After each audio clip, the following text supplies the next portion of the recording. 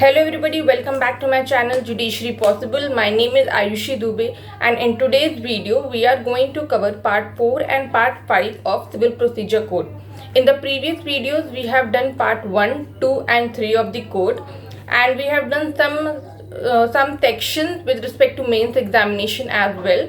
Today we are going to deal with part 4 and part 5 with respect to the prelims examination for the upcoming SEBI examination for the law officer post, which will be held on 5th of August. But before watching the video further, I would like you to please like my video, subscribe to the channel and share it with your friends whoever are preparing for judiciary examination or for any other law examination. Thank you so much, and let's now begin with part 4. So part 4 starts from section 79 till section 88. All the sections are not important in it, but few important sections which are asked both in mains and prelims examination are important. So first one is section 9, suit by or against the government. Section 79 deals with suit by or against the government. If it's against the central government, then we write the case as X versus Union of India, Y versus Union of India. If it is against the state government, then we write as Y versus state of Maharashtra, Y versus state of Uttar Pradesh, so on and so forth. Okay, then we come to section 80. Section 80 talk about notice. When we are filing a suit against the government, then we have to give them a notice period of 2 months. If we do not give them the notice period of 2 months, the court will not entertain your suit. So we have to give them a notice of 2 months. So whom do you give the notice? If the suit is against the central government, except for railways, you give them to the secretary of the department or secretary of the state. Okay, if it is against the railway department, then you give the notice to the general manager of the railways. If it is against the state government, okay, then you give it to the collector of the district. The notice has to be given, if it is against the state government, to the collector of the district. Okay, in one more clause in section 80, it is important that if the matter is of urgent nature, the court with its discretionary power will institute the suit, but it will not provide any relief or judgment or decree against the case. मतलब कि 2 months का जो notice period होता है वो तो mandatory होता है, मगर अगर कोई ऐसा केस हो जो कि अर्जेंट बेसिस पे आपको डील करना हो या अर्जेंट नेचर का हो, तो कोर्ट क्या करता है, वो अपनी डिस्क्रिशनरी पावर यूज़ करता है और जो केस होता है उसको इंस्टीट्यूट कर लेता है, बट वो कोई रिलीफ नहीं देता है.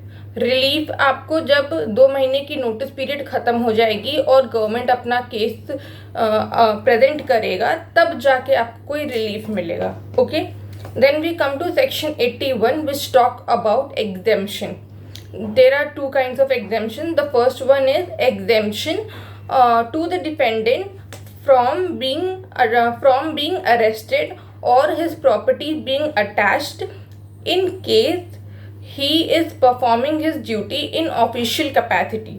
मतलब डिफेंडेंट जो है वो अरेस्ट नहीं होगा या उसकी प्रॉपर्टी अटैच नहीं होगी if he is performing his duty in official capacity, और उस ड्यूटी परफॉर्मेंस के टाइम पे कुछ होता है. ओके, और उसका पर्सनल अपीयरेंस भी एग्जेम्प्ट कर सकता है. The second point is exemption from personal appearance. उसका पर्सनल अपीयरेंस भी एग्जेम्प्ट कर सकता है court, if the court find that अगर वो आता है then there is a deterrent और detriment to the public service. Basically public servant जो होते हैं वो पब्लिक ड्यूटी परफॉर्म करते हैं. अगर उस टाइम पीरियड में वो पर्सनल अपीयरेंस करने आएंगे, प्रॉबेबली कोई ऐसा काम होगा जो पब्लिक सर्विस के लिए मोर इम्पोर्टेंट होगा than appearing in the court. तो इन सिनेरियोज में कोर्ट एग्जेम्प्ट कर देता है पब्लिक सर्वेंट को from their personal appearance. Okay, this is covered under section 81. Then we come to section 82 which is execution of decree. इसमें केवल एक पॉइंट इंपॉर्टेंट है, 3 months नोटिस, 2 महीने की, एग्जीक्यूशन के लिए 3 महीने का समय. ओके, 3 महीने के समय के बाद अगर आपका डिक्री एग्जीक्यूट नहीं होता है then you can again move to the court, but you have to provide them 3 months time period for the execution of the decree. Okay, Then we come to section 86. Section 86 you have to only remember the title, केवल title important है, अंदर का content बिल्कुल नहीं important है. तो section 86 talk about suit against foreign rulers, ambassadors and envoys. Okay, foreign rulers, ambassador and envoys. The last section which is important under part 4 of CPC is section 88, which deals with interpleaders. Interpleader is also provided under order 35. We will deal with it detail in studying the part order 35 of the code, but currently I am just letting you know what interpleader is with respect to an example. Interpleader basically means just imagine that there are three parties, okay, A, B and C. A is plaintiff, B and C are defendant. B and C are interested in a particular property which A have with himself, but A has no interest in that property. So what A do is, A go to the court, he files an interpleader suit and he tells the court that he has no interest in the property. B and C have interest in the property, please exempt me. Okay, so what court do is, court listen to the case and the court keeps the property in their own custody. वो अपने custody में property रख लेते हैं and ए को exempt कर देते हैं, and then B and C are left as a party for the suit, and then court decide कि उस प्रॉपर्टी में बी और सी का शेयर क्या होगा. ओके, तो बेसिकली तीन पार्टीज हैं, उसमें से एक पार्टी का कोई इंटरेस्ट नहीं होता है, तो वो उस प्रॉपर्टी या उस गुड को कोर्ट को कस्टडी में दे देता है. कोर्ट उस प्रॉपर्टी या गुड को कस्टडी में रख लेती है. उसके जो दो या तीन जो भी जितनी भी पार्टीज होती हैं जिनको इंटरेस्ट होता है उस प्रॉपर्टी में, तो कोर्ट उनके लिए डिक्री एग्जीक्यूट कर देता, एक डिक्री दे देता है या जजमेंट दे देता है कि इसके साथ इनको ये शेयर मिलेगा. और क्योंकि ए को या जो अपने आप को एग्जेम्प्ट करवाता है उसको कोई इंटरेस्ट नहीं होता है, तो वो रिलीफ पा जाता है इस सूट से. ओके, तो पार्ट 4 में केवल इतना ही इंपॉर्टेंट था. Section 79, 80, 81, 82, 86 and 88. That is it. Now we come to part 5 which is special proceeding. Okay, इसमें भी सारे सेक्शन इंपॉर्टेंट नहीं है. We have to deal with section 89, 91 and 92. 89 basically deals with ADRS. ADRS means alternative dispute resolution. Basically it is to save the time of the court and remove the burden of the court. The ADRS method have been added in the code. What are the methods which are being involved? It is arbitration, conciliation, lok adalat and mediation. Remember, negotiation has not been mentioned in the section 89.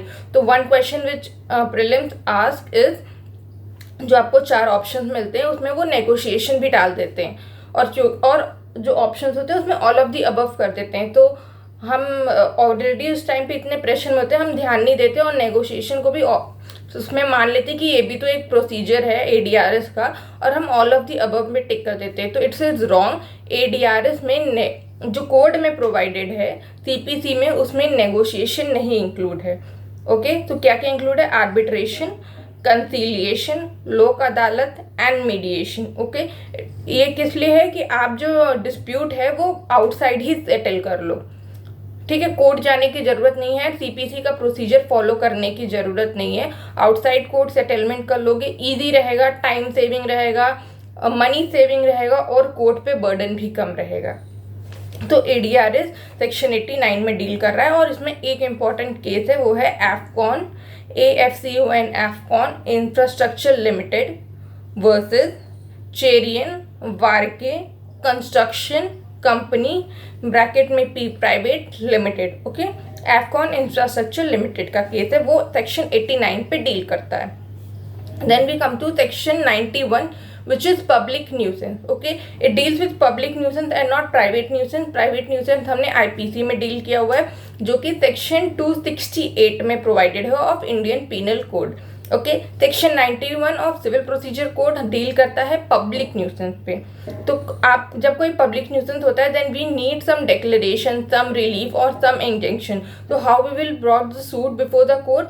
Either through advocate general or by 2 or more person with the leave of court. Okay, दो method हैं जिससे court को institute करेगा एक party अपना suit, either through advocate general or with the help of 2 or more person by getting the leave of the court. Okay, now we come to section 92 which deals with public charities. Public charities इतना detail में नहीं जानना है, वो partnership का part है. इसमें बस इतना जानना है कि सेक्शन 92 क्लॉज 3 डील करता है डॉक्ट्रिन ऑफ साइप्रस से. बेसिकली इसमें भी आपको एडवोकेट जनरल की परमिशन या विद द हेल्प ऑफ 2 और more person with the leave of court तभी आप सूट ला सकते हो. ये 92 क्लॉज 3 में डील कर रहा है. डॉक्ट्रिन ऑफ साइप्रस वो है, तो वो वन वर्ड में पूछ सकते हैं कि डॉक्ट्रिन ऑफ साइप्रस सीपीसी में कहाँ प्रोवाइडेड है. वो क्लॉज 1, 2, 3, 4 डाल देंगे, और क्योंकि हमें क्लॉज नहीं पता होगा, either we'll skip the question or we'll lose the marks. So 92 clause 3 doctrine of Cyprus से deal करता है. So that is it for the today's video. Only one part is left, part 8 of the CPC as per the syllabus, and then we have the schedule. And we'll deal with it tomorrow or day after tomorrow, and I hope you like the video. And if you have any suggestion, please comment down below. If you didn't understand any part, that also you can comment down below. And subscribe to the channel, share it with your friends, and let me know what else you want. Thank you so much.